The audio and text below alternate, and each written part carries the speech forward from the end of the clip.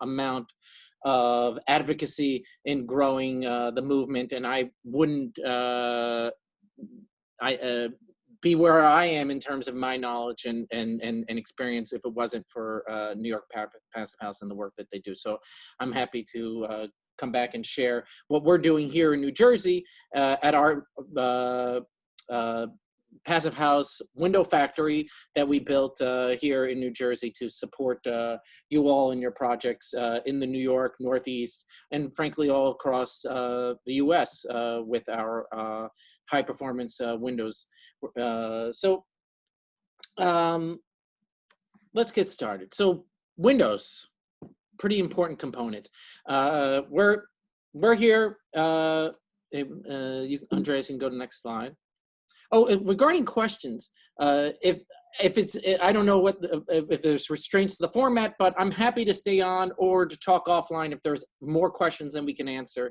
You know, a few weeks ago I did a tour here, and the tour was 20 minutes, and there were 45 minutes of questions. So that's absolutely fine if I could stay on, or if the format doesn't allow, you could just email me or call me offline. So we're going to be talking about high performance windows. Tilt turns are some of the highest performance windows on the market, and we're going to discover why that is and what makes them the most comfortable, quiet, energy efficient window, and why it's suitable for Passive House. Oh yeah, that's me. Andreas took care of that.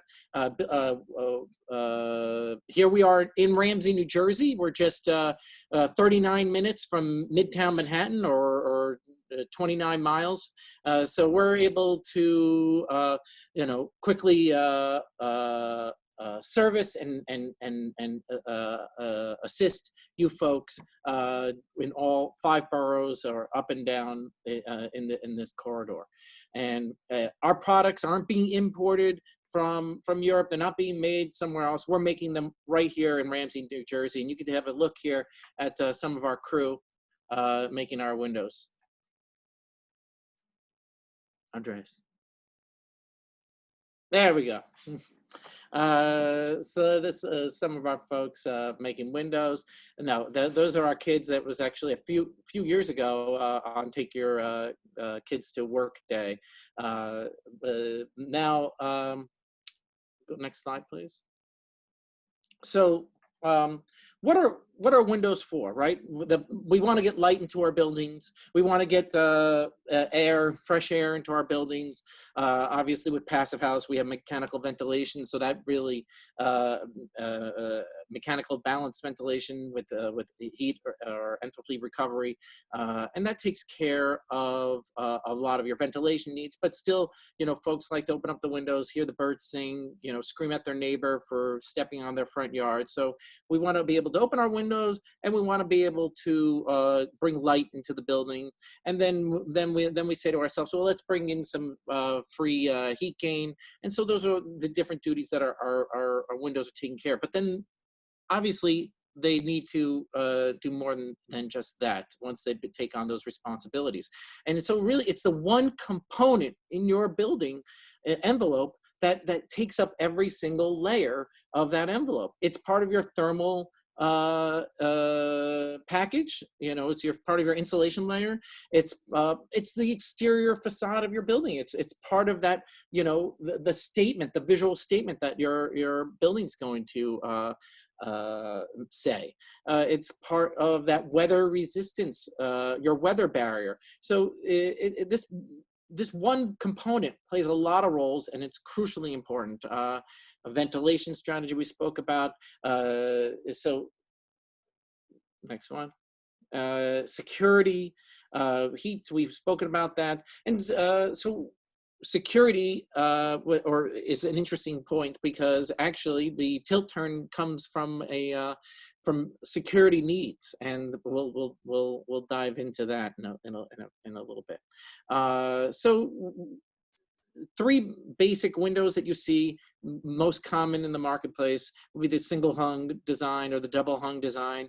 You have a casement window, and now the tilt turn is becoming more prevalent. So what are the issues? And many of you already know them. So I'm going to just quickly go. Double hung, you have additional frame area. Frame area is probably the lowest performing part of your window in most cases. And so when you add that additional frame area, you're lowering the thermal resistance of the window. And why even bother having a thermally resistant window when you have one that's so air leaky like a double hung anyway? So then you move on to a casement window, which is a little more airtight, but still not that great because it doesn't have as many locking points as our tilt turn would. And the sash swings out, it's exposed to the elements, it can move, it can shift, it won't move in the same rate as the window frame. And so when it comes back together, it may not seat as nicely. And since it doesn't have all those locking points, it won't be able to grab in as nice. So also typical casement windows aren't made with a large enough glazing pocket to accommodate a real good high performance IGU. That's an insulated glass unit. And so tilt turn takes all those things into account and solves those problems. So a tilt turn, you are going to have multiple point locking that goes around the whole sash. You're going to have that wider glazing pocket that you can see here that we can fit a triple pane. We could actually even fit a quad in our triples. There's that thermal. Also, the inward swing allows for very easy cleaning. So, and the tilt mode allows for really nice ventilation design. So it started in 1935 in Europe, the tilt turn, and it was made for security reasons. And so once they made all those locking points around and saw that it was very tight, we say, oh gosh, we have an airtight window here, and then we can make a nice, if it's airtight, well, let's make the frame a little more thermally resistant. And then that happened, and then let's make a glazing pocket a little wider and fit a true triple in there. And so that's how you get a good passive house window. But if you are bringing in UPVC windows from Europe right now, they're all the same, right?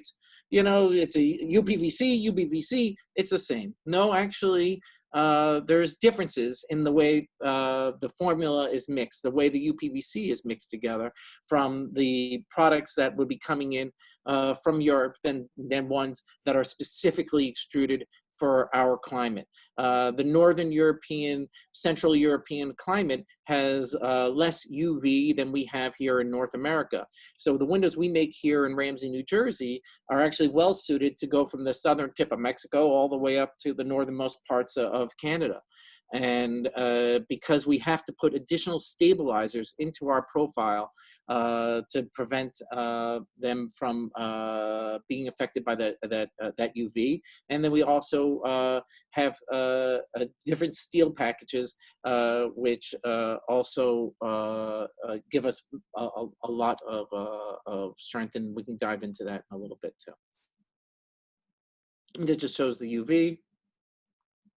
And so if you look at a window, you have three essential components: frame, glass, hardware. And you get three good components, you put them together, you have a good window. So let's start with the frame. So here you see different UPVC windows. And what you have here is, you see that there's all these different honeycombs and different grids, and that each one of those chambers helps reduce the thermal conductivity through the frame. So what I have here is our 6-chamber, 3-gasket system, and the chambers, you count them like this because people say 6 chambers, you don't know what 1, 2, 3, 4. So these vertical chambers, and then I can't see what I'm doing, but 5 and 6. And each one of these chambers helps reduce the conductivity through the frame. And so that's why passive house windows have a larger profile than what we're typically used to here in the U.S. And then in the center, you could see that there's a big piece of steel, which is helping us really allow for you to have some really great large windows and help you design some really cool vistas for your clients. We build really large window walls. We're tested to go up to, high-rise buildings. We have an AW60 rating, and we'll dive into that in a little bit. But here you can see there's different steel configurations that we use to help us achieve those different ratings and mix and matching the steel for the appropriate project. So, when you have your own factory like I do, you can really come up with the best solutions to fit the client's needs. And so it allows for a lot of flexibility for us to work with you on the design to see what your priorities are, and so that we can give you the best product for the best price point. So one of the things I really, really love about our system is our gaskets. Our gaskets are co-extruded with our profile, which means they carry the same warranty as the frame itself. And then even more importantly is that they're co-extruded. Then when they're co-extruded, that means they also get welded with the profile. So there's no seams in the corners. And our gasket design, some folks may say, oh, we have a 3-gasket system, but then you'll see that third gasket, it's standing straight up like a soldier. Our gasket is leaning, always putting positive pressure on that sash. And then you see the extrusion itself is giving a real dramatic pitch down the frame to so that any water that does come in, it's weeping out very quickly back out to the outside. So co-extruded, welded corners, and then a really nice pitch right here. The funny thing about high performance windows is that, when you do some really cool things, you can have, but you order these great windows. If you don't have a good way of mulling them together, you may buy a high performance window and then they say, okay, mull it together, and they hand you a piece of steel with a plastic cover on top, and you've just introduced a linear thermal bridge into your high performance window. And so our system comes with insulated mullions, insulated structural mullions. However, I will let you know, with the steel packages that we have, the different options we have here, we can do some super large sizes without even having to go this route. But when we do, we have the capability of giving you an insulated mullion. Same thing for the corner moles, and then there's adjustable 45s, and then there's an adjustable thereafter. I feel like Obi-Wan when in Star Wars. You will now switch to the next slide. So there's 2 ways to install the windows that we offer. The clips, which you're probably most familiar with, the clips right into the accessory groove here, and then you put it in. This is good. The clips are really good if you are installing the window on the insulation layer and it's being pushed out and the structure's back here, and then you could screw back into the structure. If you are in a retrofit or a situation where you're installing on the structure, we offer these caps that go right into the frame here, and then you just screw right through the frame. It guides you to screw down through this chamber and then out through this leg right here. So those 2 options are available to you. The most popular is by far the clips, because if you have a fixed mullion, if you have a fixed window, it's you'd have to deglaze it to screw through the frame. Okay, so testing, we have NFRC testing. We have prominent in New York is OITC and STC. We have that as well. So we can really design, like I said earlier, thinking about the priorities of the project. If it's a really, if OITC is really important, we can come up with the right glass package for you. I design all the glass packages here in-house, so it's not a one-size-fits-all. Our glass is made here in North America, all our profiles and everything is stocked right here in North America. So it's really easy to adapt. Here's a quick look at just our sliders. The different configurations for the sliders, pretty standard. That 4-panel slider is really slick, opens up to make a really nice view.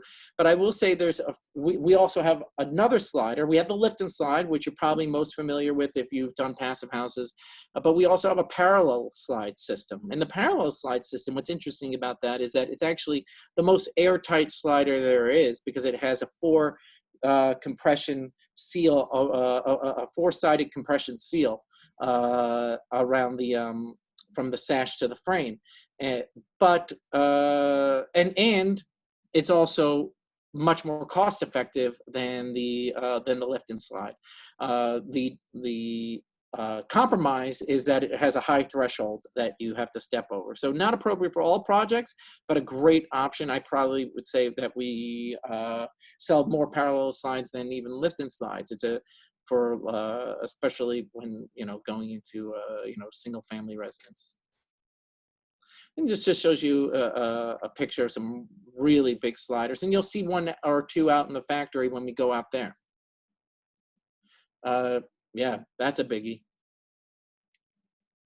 And that gives you a cross section of the slider and the different colors that are available. And hardware. So as we mentioned, it started off as a security system, and there's hardware companies all around the world offering different hardware.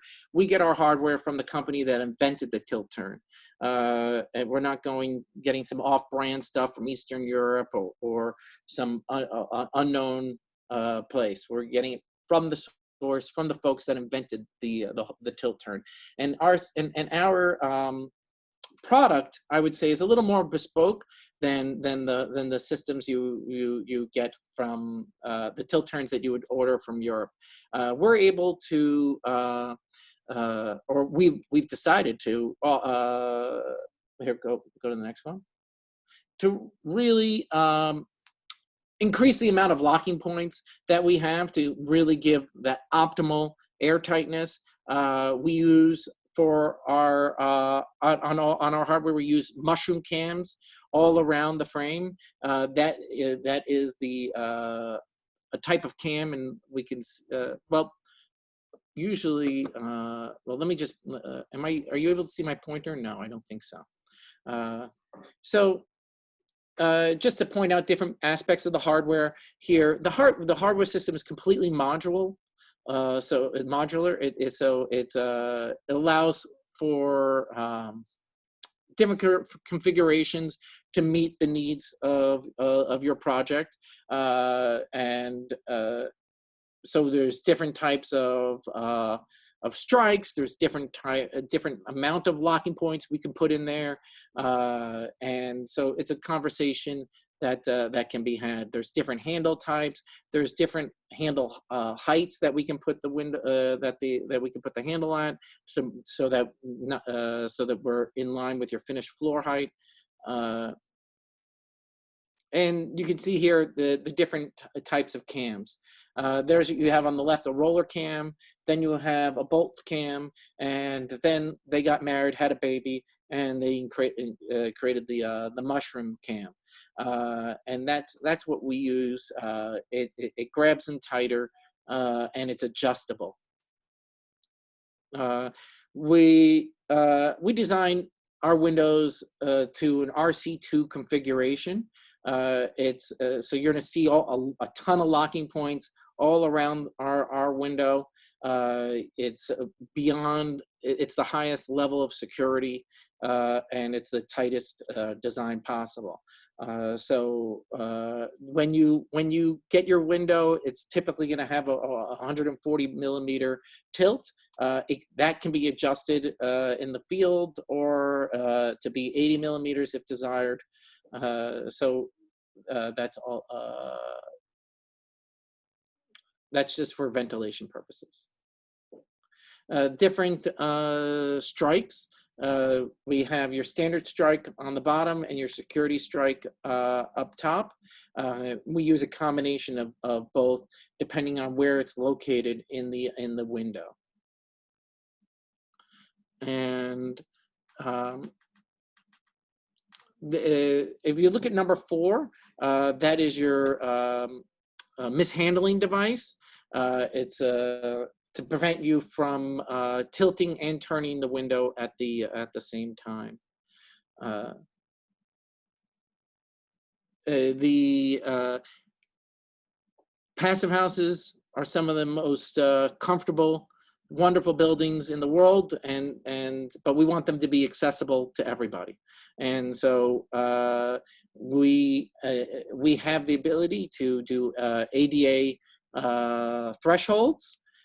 This is one of our options that you see here, where 2 magnets pop up from the threshold to make an airtight, weather-tight seal, and it's a thermally broken threshold.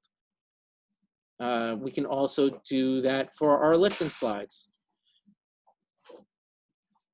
Also regarding the, you can go to the next one. Same thing with the handles. So that's a conversation that we need to have when we're designing the window package for you. We can make the handle, we can reduce the torque on the handles so that they become ADA accessible. And now we'll do a quick overview of the glass, and then we will go on a little tour of the factory. So glass, like a window, is broken down into 3 components. You have your glass, the gas, or between the glass and the spacer. So some general terms you hear banted about is annealed glass. Annealed glass is your typical glass. You break it and there's shards. It's what most windows are made of, what you run across a lot. Then there's tempered glass. Tempered glass is put through an oven, and the stress on the glass is transferred to the edges, but the face of the glass becomes very, very tough. And so you can sometimes you hear tempered glass or heat soaked glass. The tempered glass, when broken, it will make like little shards that don't cut you. So it's also a safety glass. A laminated glass is also a safety glass. You take 2 pieces of glass, you put a PVB film in between and make a sandwich. This is what you find on your windshields, so that when the glass is hit, it doesn't shatter everywhere. So unlike tempered glass, it would just shatter into small little safe shards. The annealed glass, the laminate glass will stay solid with a crack, like on your windshield. Clear glass is your typical glass that you get for windows. But when you look at the edge, you may see a little green. You may have noticed that, like on tables. That's because of the iron content in the silica that they made the glass with. So if you want super clear glass, that's called low iron glass, and so it's clear and doesn't have that slight green tint. It's not super available, and when it is, it's expensive. So let's not even talk about it anymore. So bird glass is a pattern that gets put onto the glass. It's a problem more and more folks are talking about birds flying into buildings. They see the reflection of the sky, and they think it's sky, and they fly into the window, and they die.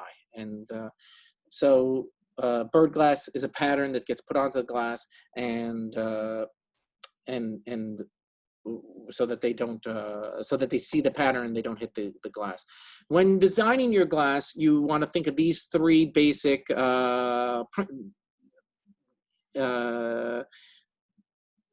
components or needs or performance targets of your glass. So you have your thermal target, you have your solar heat gain coefficient.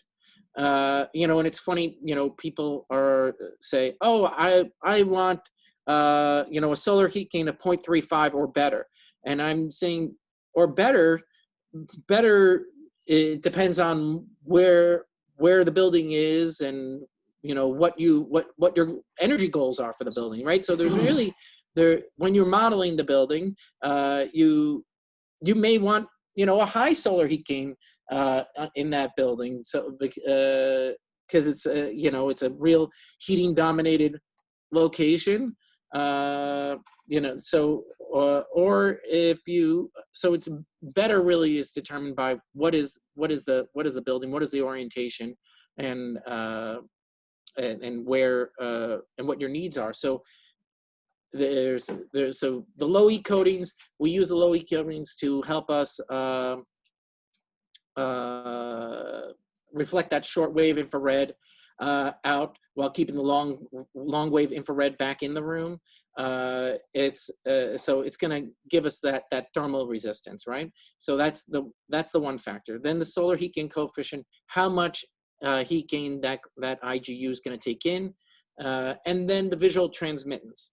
You know, the more low E coatings I put on, the darker the window gets. So you want to try and stay between 50 and 70%. That's usually a good sweet spot that people don't typically feel it to be too tinted.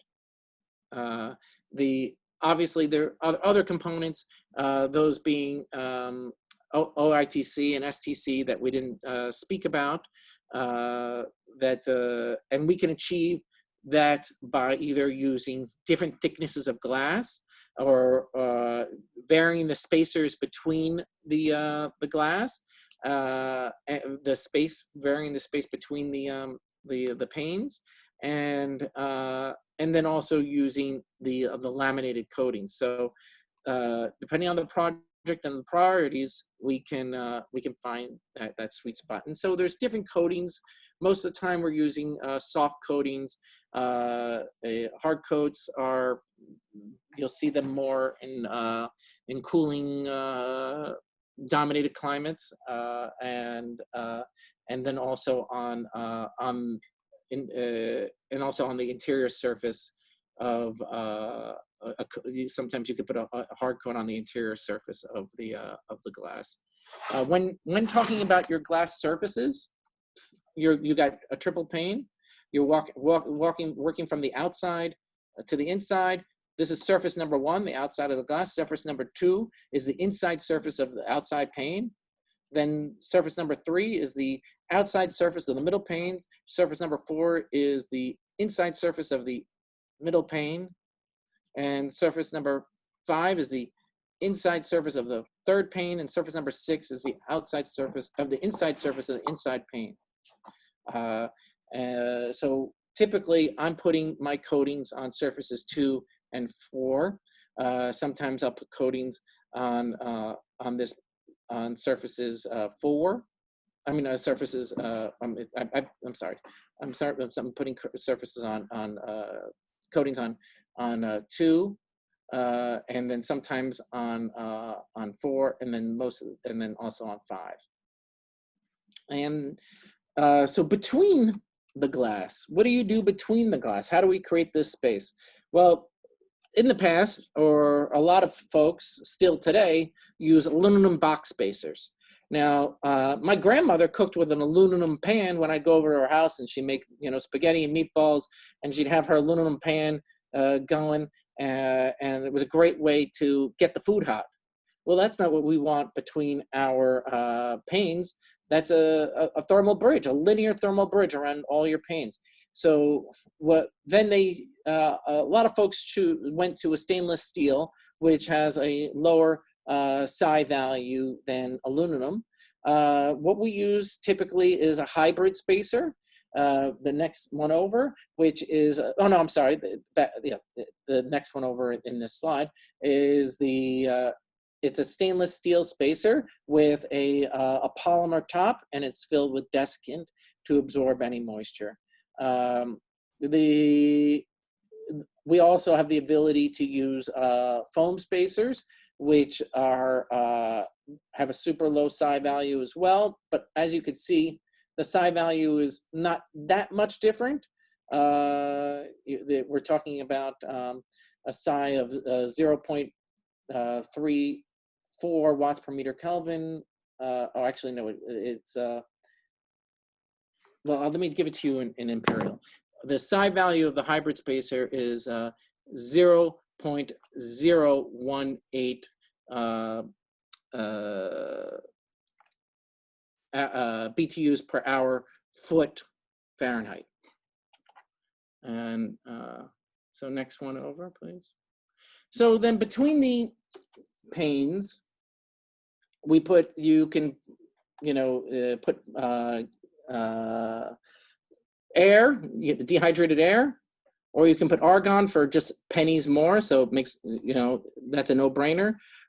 You could also put krypton or xenon, and they're more expensive, but they're actually, they're not that much more expensive as much as some folks say, but so we do that all the time. But I would say the argon is by far the most popular. But the reason why these gases work is because they're denser than air, and they reduce the convection looping. So they slow down that convection looping inside the between the panes. And then there's vacuum insulated glass, which is a really compelling product, but not readily available as of yet. It's 2 panes, and you can achieve an R14 with a dual pane glass. But the downside is it has tiny little spacers in between, like maybe say every 6 inches squared in there. So little tiny dots that bridge the glasses together so that they don't fall on themselves. So yeah, let's go on a factory tour. A few points I wanted to just touch on, when you're thinking about your designs and how to get the most out of your high performance windows. Fixed windows are always going to be the most cost effective, and that's one thing to think about. And they're going to be probably your best performing window, right? Because once again, we're eliminating frame area. Even though this frame is really super high performing at 0.17, that's just the frame area. And then when you add the glass, we typically have our windows around 0.14. But yeah, when the frame itself is 0.17, and when you reduce that and add and have fixed window, you get even higher performing. Or you can do a combination of operable and fixed. It saves money, makes it more high performing. We spoke about the parallel slide as a cost-effective option. We also here make balcony doors, entry doors. A lot of folks sometimes ask me about mixing solar heat gain on different elevations. I tend to be very conservative with that approach, especially now with folks building buildings with open floor plans, and you see things at different, with different eyes on different elevations. Because when you have different coatings, it doesn't look like this. It doesn't look like it, but this, this glass has a color. This glass has as we spoke about, visual transmittance. And when you have different coatings, you're gonna have different glass color and transmittance, and so it may feel funny. So that's something to think about. I'm going to switch over to the iPad, and so I'm going to mute myself here. So Darren, yeah, you have to unmute yourself and take the iPad Unmute. Ooh, psychedelic. Okay, can you hear me now? Yes. Okay. Let me recruit my cameraman, Ross. Yes.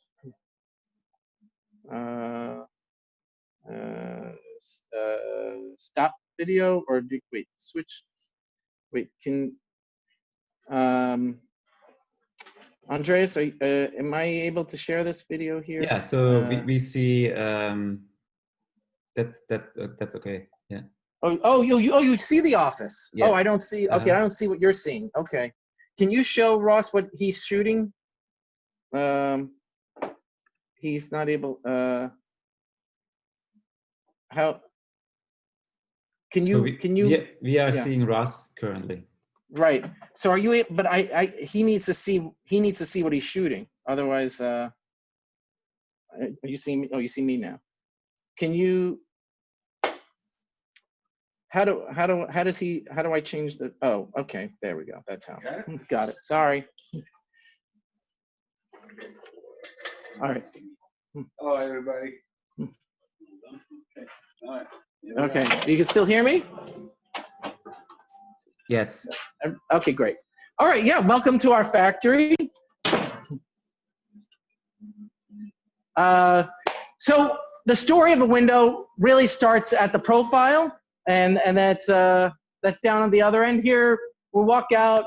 We'll work our way back here. And how are we doing on time, Andreas? We still have 20 minutes. Okay, so but we'll do this quick. All right, so let's go all the way back down here to the end. As I said, we get our profile specifically extruded for us, and we stock a few different color variations. Our most popular color is the Cylon Black, which is like a dark brown, or a black with brown undertones, and we also have the white on white, and we do a solid Cylon Black like this that's extruded in this color, and this is the protective film that goes on there. So what happens is, from anywhere in the world, I can design a window and send it to our automated machining center, and someone will pull the profile off, stick it on the conveyor belt, press the button, and it goes into this magic box over here. And this magic box does a tremendous amount of work. It's showing. It's going to drill all the weep holes in the right spot. If your finished floor height requires the handle to be lower, it's going to put the handle in the right spot for you. Our screen system is a little different than the typical European screen system that has these metal clips that interrupt the gasket.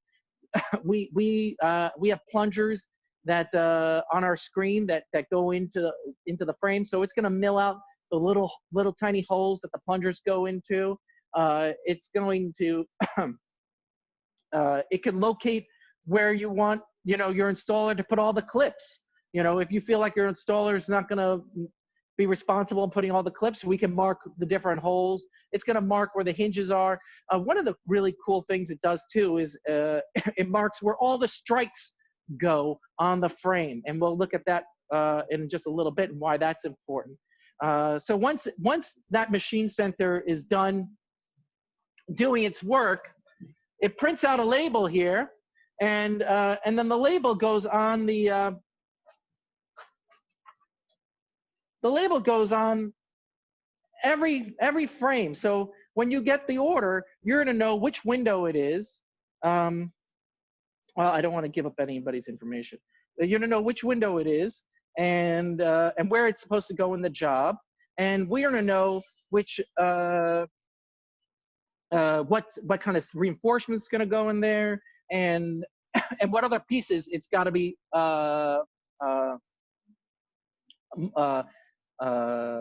welded to.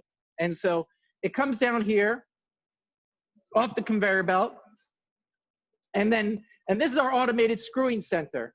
The steel gets inserted into the frame, and then the automated screwing center screws the frame together with the steel. Then once that's done, it gets put onto this cart here, and then when we're ready to weld,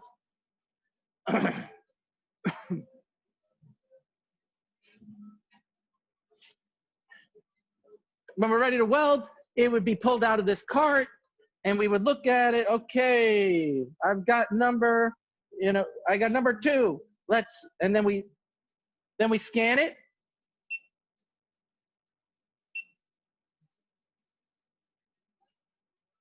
Oh, sorry.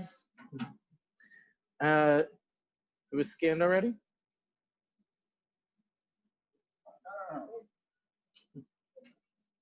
Hold it. But Hold it. Okay.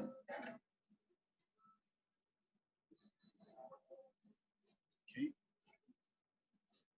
guys can. I'll scan it.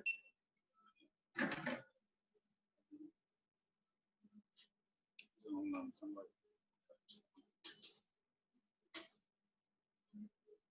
All right. So then we scan it, and the heads will move into place, and then, oops, sorry, I walked into the heads will move into place, and the welder is going to heat up the profile to 260 degrees Celsius. That's pretty hot, and it's going to push the whole frame together. Once it's welded, actually the corners of the corners are actually the strongest part of the whole profile at that point. We test that regularly by putting the corners under pressure, and all right.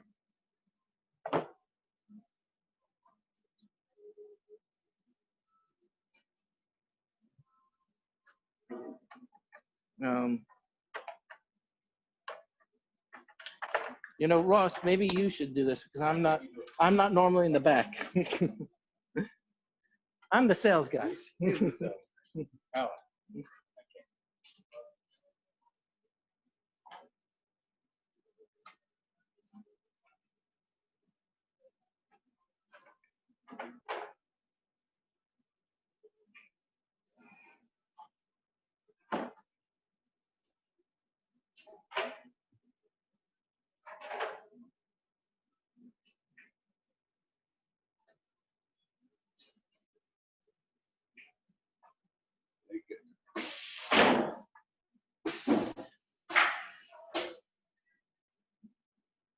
So right now it's heating up the profile to that 260 degrees Celsius.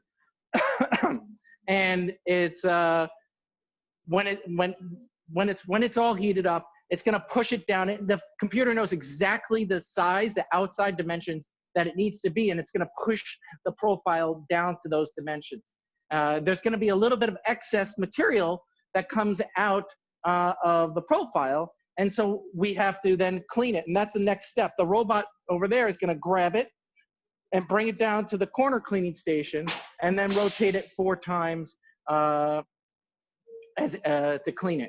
And as I was saying earlier, the corner becomes the strongest part of the frame, and so you should never see any separation at the corners, or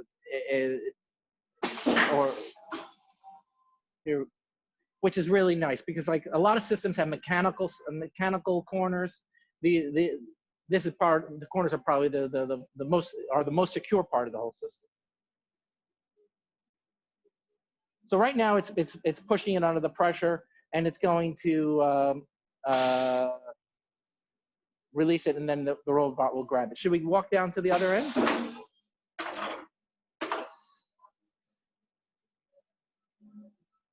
Do I have to press the white button down there?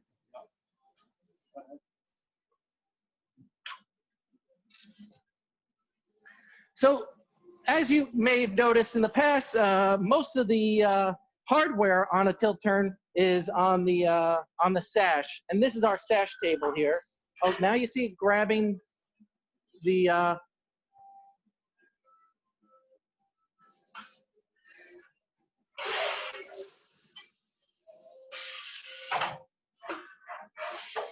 this is my favorite part.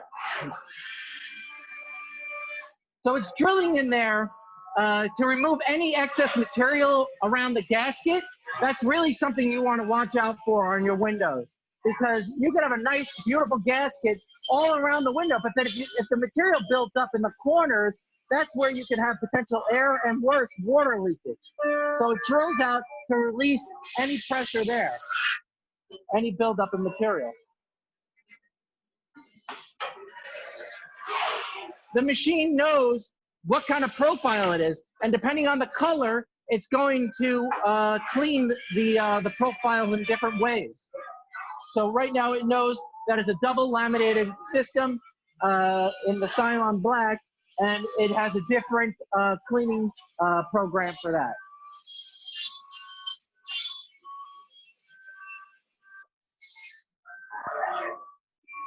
Super accurate, super reliable.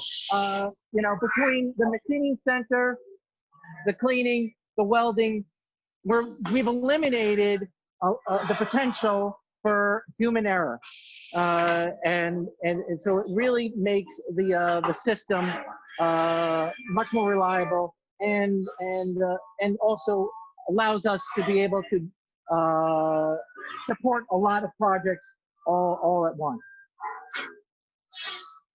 With this, we can do some super high volume with this system.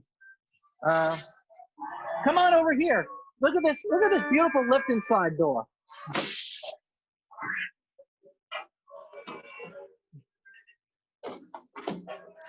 So Darren, there's a question regarding those lift and slides from Christina. Yes. Christian. Are those lift and slides working with pass-first requirements? Do you have certified windows, or how does it work? So our window, we have a PHI certified component.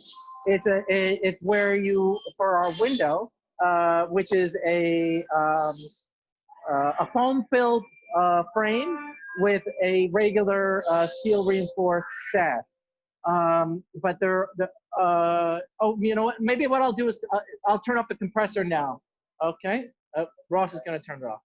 So that would be for the window, and I would say that actually most of our passive house projects that people are using our product for are using just the regular window system and finding that suitable for their needs to achieve the standard with our combination of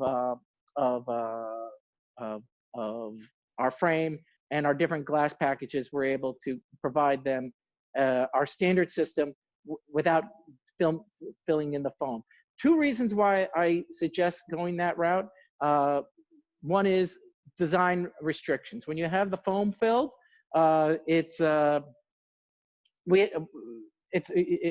have to make the windows a little smaller because I pulled out the steel from the frame and I filled it with foam. The next reason is the thermal benefit is not that huge. You're talking about you know, 5/100ths of a point. I think it's very yeah. So if the the frame is at 1.0 watts per meter Kelvin, the foam filled is at 0.95 watts per meter Kelvin. So it's not a huge bump. I think that when you're doing a PHI certified component, they kind of use a baseline of a 0.7 watts per meter Kelvin IGU, and we can achieve better glass packages than that. So we can make up for that difference in the losses of the frame with our standard system. And I think that's probably a better route to go. But if needed, we can fill the foam. Right. But that didn't directly address the lift and slide. So lift and slide doors are you know, thermally a little lower performing in the frame, and then they're also going to be a little less airtight. That's just not to say, you know, obviously there's passive house door projects all over the place with lift and slide doors. And I built New Jersey's very first certified passive house. I have a lift and slide in that as well. So it's just you know, something that you model and work with. But like I said, we offer the parallel slide, which is actually thermally higher performing and more airtight. The downside is that it has a high threshold. If I show you this frame here, oh, I'm sorry, these are sashes. But at any rate, I'll show them when we go to yeah, I'll show them when we go over there. Okay.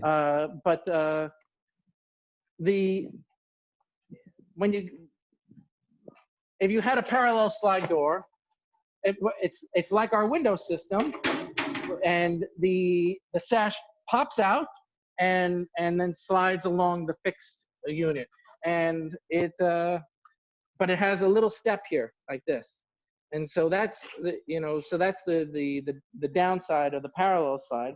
But like I said, more airtight and more a little bit better thermally, and also more cost effective. So it's a matter of priorities for the project and what works. This is I'd like to show you the screens as we talked about them earlier. This is the screen, and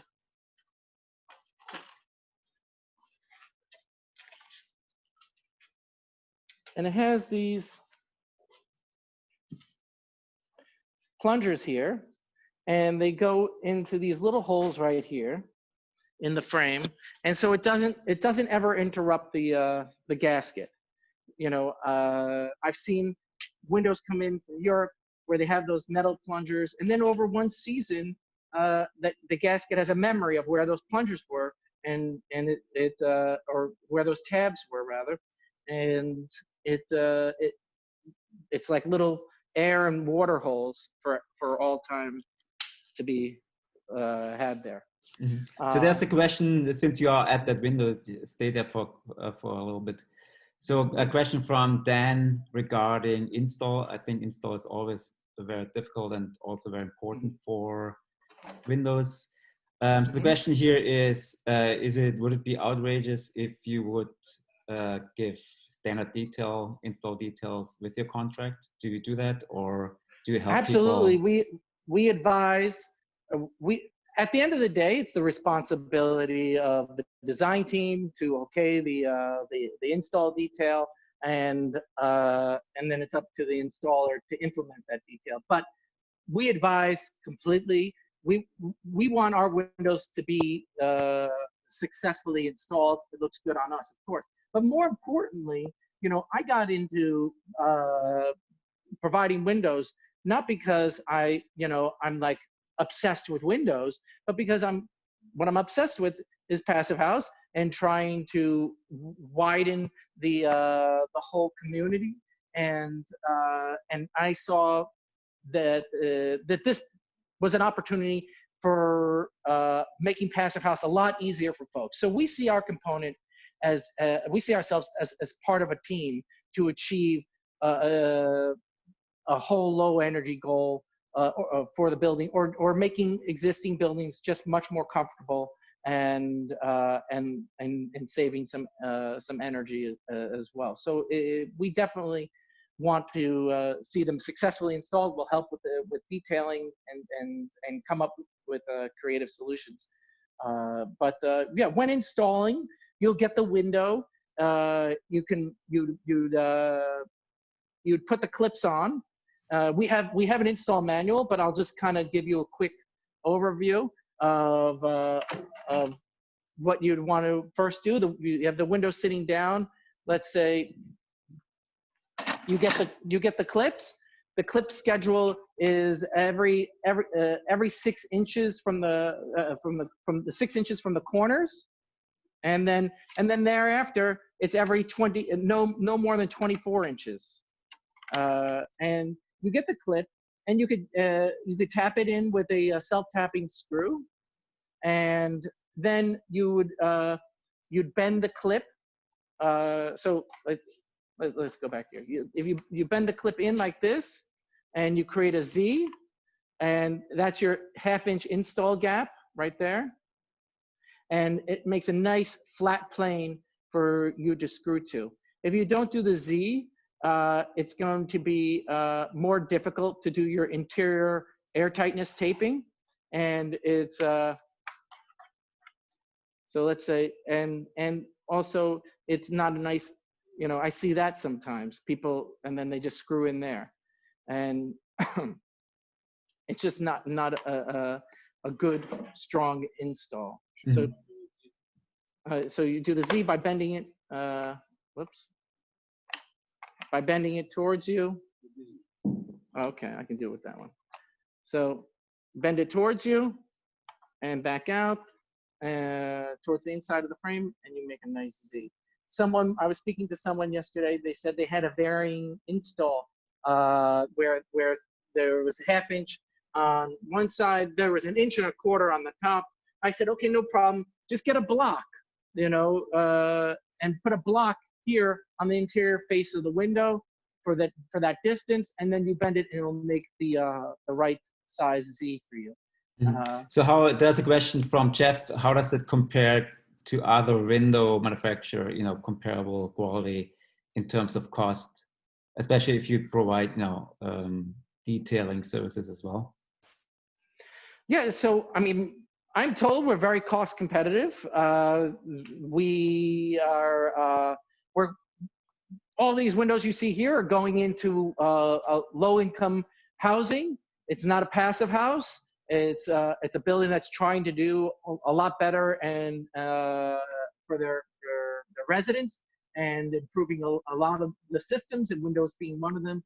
And they chose to go with us because we can make we make financial sense, and really nobody could beat our performance as well. So you were to say something, Andreas?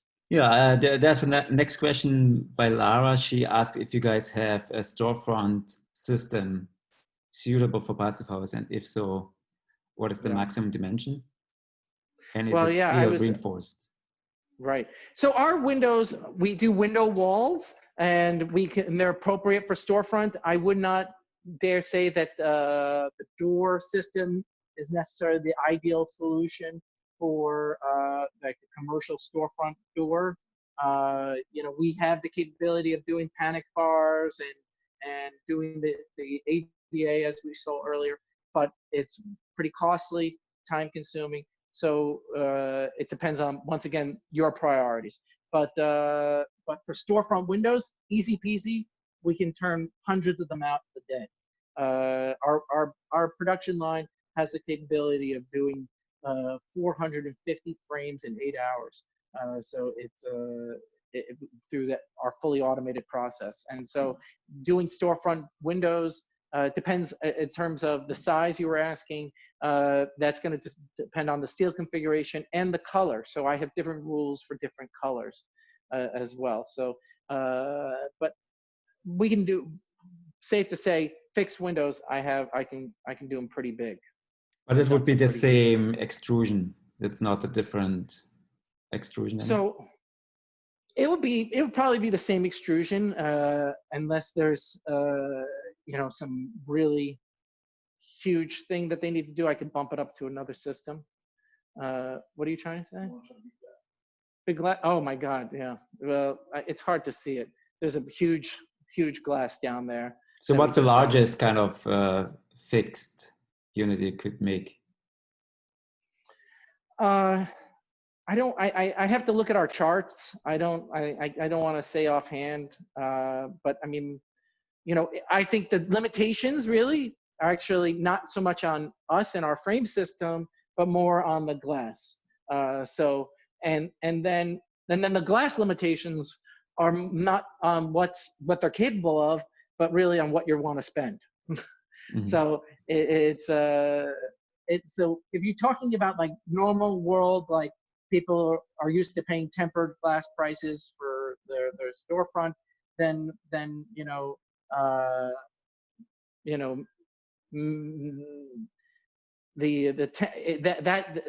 that we're limited to by the tempering oven, which I think is about 8 or 9 feet wide, and then it could go, infinitely long. So like, let's say like an 8 by 10 piece of glass. But once again, I'd have to, check with our glass company, but that's probably what we have down there, right? Yeah. So probably we'll take one last question from David. He asked, can screens such as this umbrella screen be installed to help mitigate summer sun while providing winter light?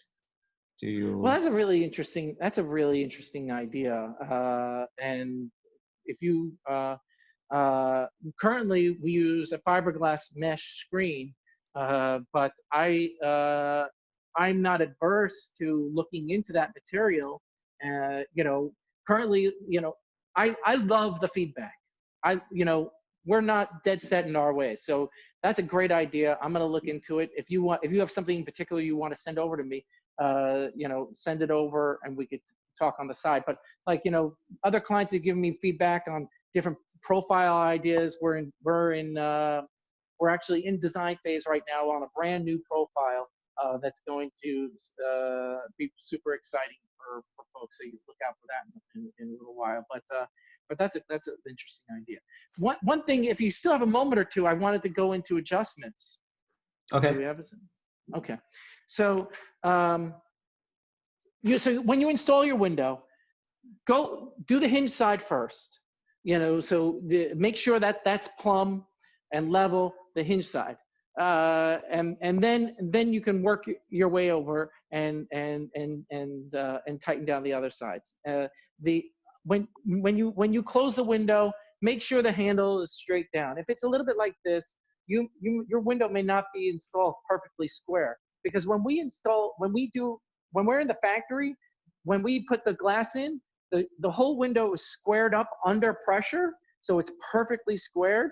Then we shim the glass so that it's counter shimmed to help lift its own weight up and prevent the sash from dragging. And then we test the window at that time. We make sure the handle's perfectly is down. We check the window from a few feet away, 5 feet away, straight on. We look at it from angles, and then we check the operation of the window, make sure it's tilting and turning. We do that. This happens twice. It also happens on the team table here. That's what's behind me. This is where we have our morning meetings, and then we also blow out all the weep holes to make sure that there's no debris in there. But so if you're installing it and it's a little like this, check and make sure it's square. Make sure the hinge side is plumb. And if you need to make adjustments, you have this 4mm Allen key and any 4mm Allen key will do. This one's a little handy because it's got this bend in it. But down here, you can make the left and right adjustments. You open up the sash. You open up the sash. You stick the Allen key in here, and you can bring the bottom into the left. You can bring it out to the right. If you need to do that up top, there's up here. You also have the same ability to adjust the sash. So does your contractor adjust the windows after they installed, or is that something you have to do? It is something that's easily done, and we can instruct the installer on how to do that. On larger projects like large multifamilies, we provide the service of doing final adjustment. Very good. The Allen key also goes in here, but I would also dare say that everything's solved perfectly, probably no adjustment needed. But installation. Yeah, the installation is the key. And then this one here brings the sash up and down, and then there's another adjustment, and this one is key for ADA, is the compression of the cams. So you can change the you can change the compression of the cams, making adjustments all around here to help reduce the torque of the window. One thing I'm sorry, go ahead. Number of locking points. Oh yeah, Ross wants to brag about his locking points. He goes crazy. Sometimes I think he owns stock in the hardware company because he uses so much of it. And the other thing, watch out when installing. People get all confused. They somehow engage the tilt. They want to know. He wants to know. Do you see me? Yes, we see. Okay, they say okay. So sometimes this happens. This anti-tilt device. Maybe can you come over here and see? This anti-tilt device. Sometimes that gets somebody may move it or something, and then you hold that down, and then the whole thing can tilt and turn at the same time, and you don't want that to happen. Don't freak out. No big deal. You know, just you just put your finger here, and then you can bring it back in. It comes with hardware covers. There's different hardware colors. And one other nice thing to do with the cam adjustment is you get a business card, you stick it in here, and you close the window. If you could pull the business card out, you need to make a cam adjustment to make the window have a more airtight, weather-tight seal to increase that compression. So you can do that on the inside and the outside. Stick a business card right in here, close the window, and give it a little tug, either on the inside or the outside, or both. That's a good trick, yeah. Good trick to have to make your window airtight. So I would, yes. Like to thank Darren for his fantastic presentation. We will send out the recording and the information with Darren's email, and you can ask him many detailed questions and ask for brochures and more information on the windows. And with that said, thank you so much, and thank you everyone for joining us. My pleasure. Thank you so much for coming and taking time out of your day. And I look forward to supporting you all on all your projects. Thank you so much. Thanks, guys.